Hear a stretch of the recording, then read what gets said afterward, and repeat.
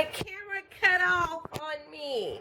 So I did chop it, so it's finely minced. Rosemary. That's just a couple of sprigs for my little small, tiny pot that I have out in my little patio. So, and then I just kind of, there you go.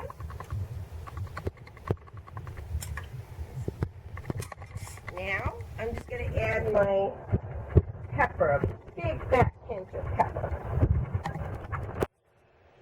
and a little bit more salt, just a little bit more, since there's salt in the stock, but I did add some water and I had some vegetables. I don't want it too salty because that sausage has a lot of salt, and I think I would pour a little bit more water in there.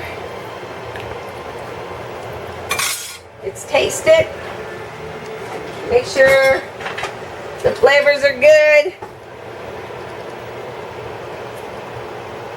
Yum. Oh, that soup's going to be delicious. Okay. I'm going to add some more water because I know it's going to need some more water. And then just going to put a couple more leaves.